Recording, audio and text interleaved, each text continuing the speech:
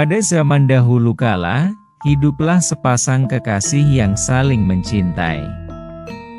Sang lelaki bernama Raden Kusuma, dan yang perempuan bernama Dewi Anjarwati. Dewi Anjarwati berasal dari daerah di sekitar Gunung Kawi, sedangkan Raden Kusuma berasal dari Gunung Anjasmara. Ketika pasangan tersebut akhirnya menikah, seperti pada masyarakat Jawa pada umumnya, pesta pernikahan diselenggarakan di tempat mempelai perempuan, yaitu di Gunung Kawi. Pesta yang digelar berlangsung sangat meriah, dengan menghadirkan beberapa macam pertunjukan dan permainan yang digemari masyarakat setempat. Layaknya pengantin baru lainnya, kehidupan rumah tangga Raden Kusuma dan Dewi Anjarwati berlangsung sangat menyenangkan. Mereka merasa menjadi pasangan yang paling berbahagia di bumi ini. Hari-hari mereka lewati dengan sukacita, bercengkerama, tanpa sedikit pun terbersit perselisihan. Begitulah, selain berkuda, kadang-kadang mereka juga pergi ke telaga, untuk sekadar menikmati bening dan sejuknya air telaga.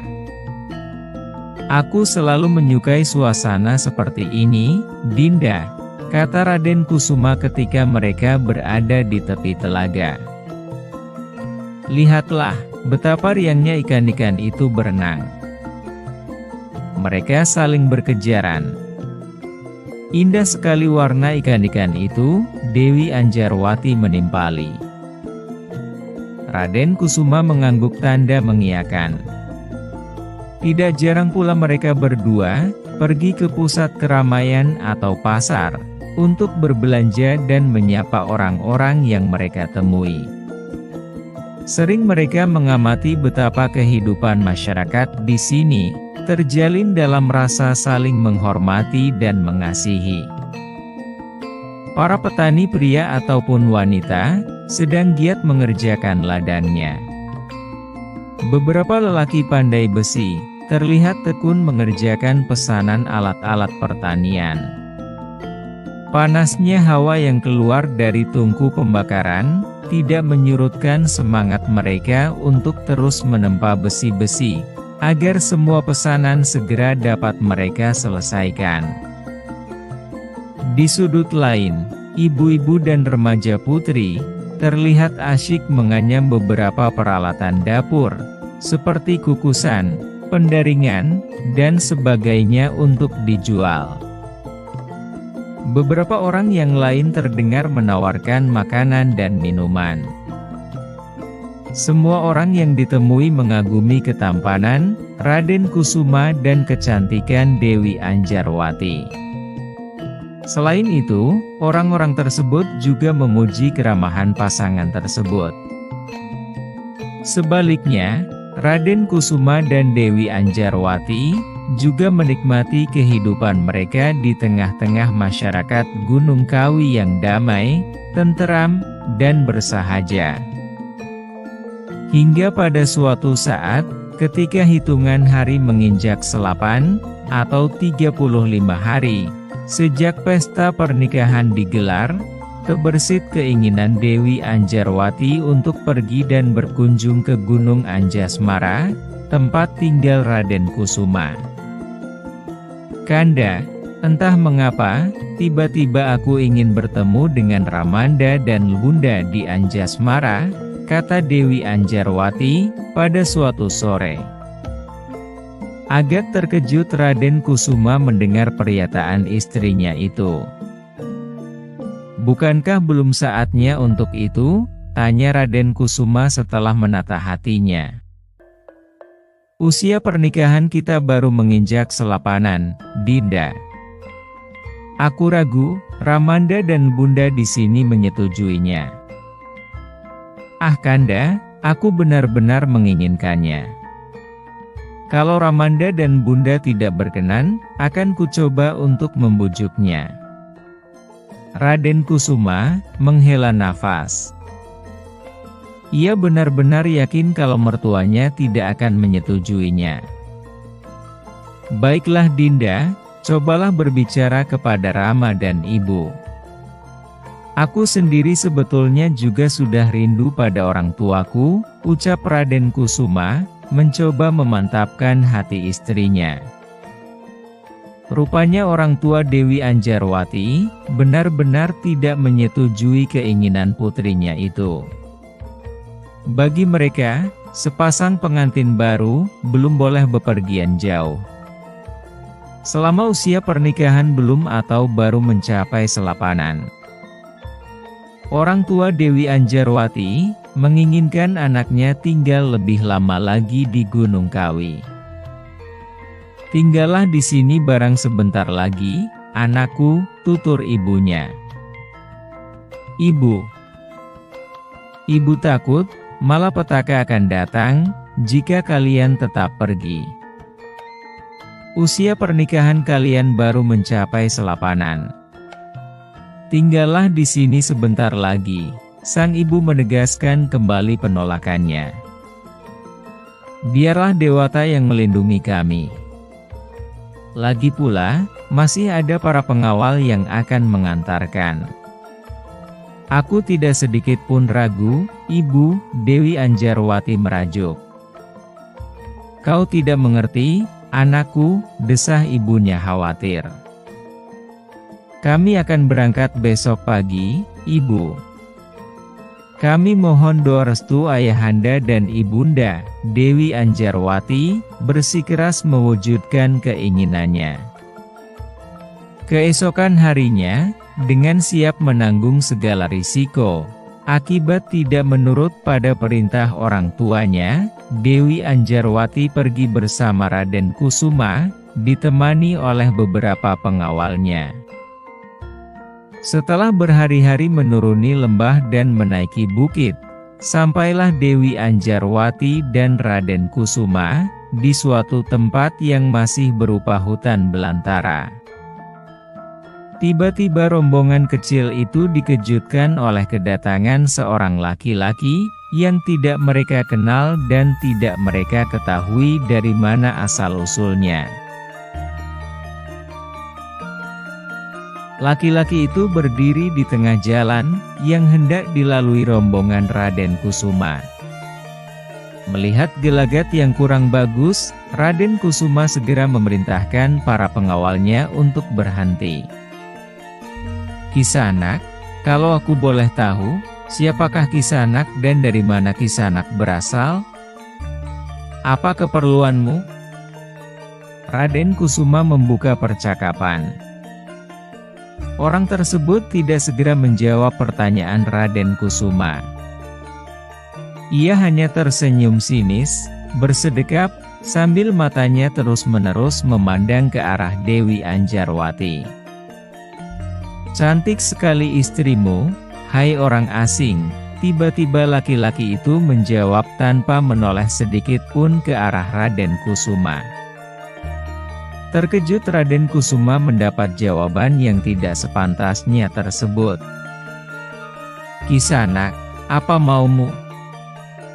Raden Kusuma mencoba bersabar meladeni tingkah laku orang itu. Aku bukan siapa-siapa dan tidak berasal dari manapun.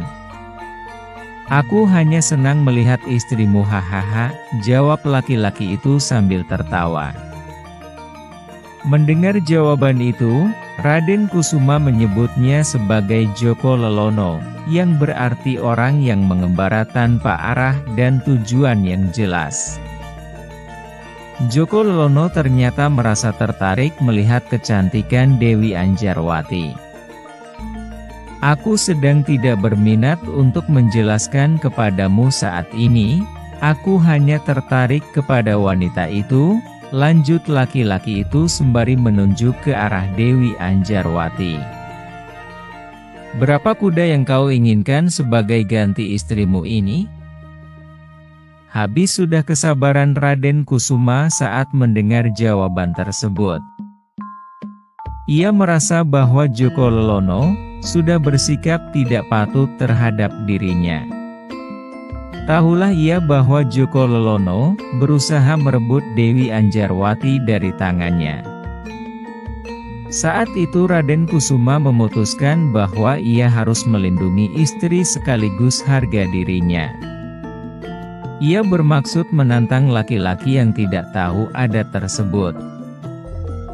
Apa boleh buat? Kau menantangku. Akan kuberi pelajaran kepada orang berperangai buruk sepertimu, geram Raden Kusuma.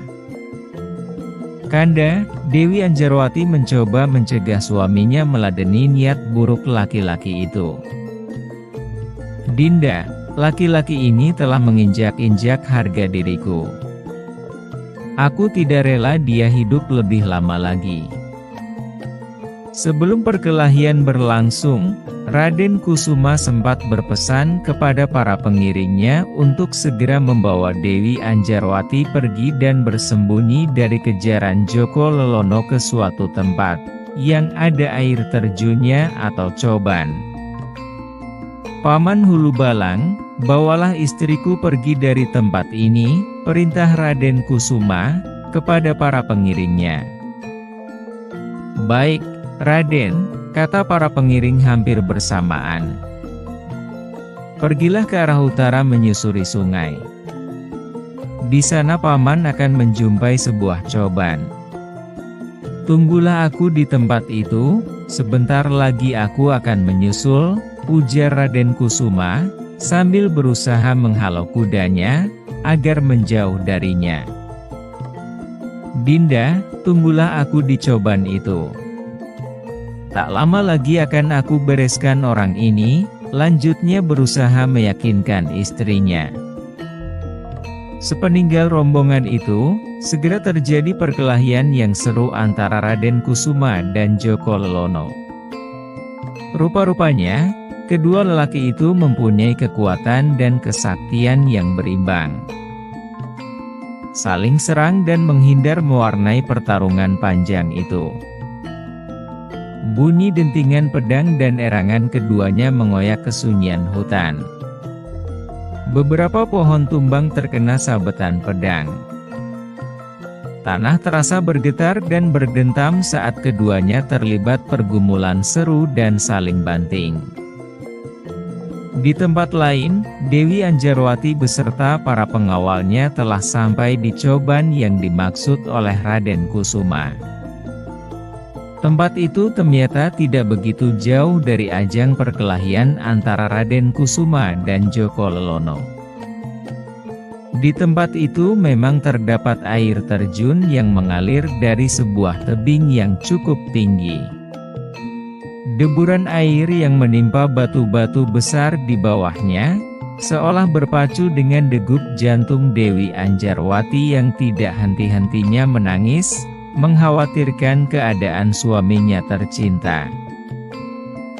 Di saat seperti itu, Dewi Anjarwati teringat pesan ibundanya. Maafkan aku, Ibu. Dewata, lindungilah kami dari mara bahaya ini, isaknya lirih.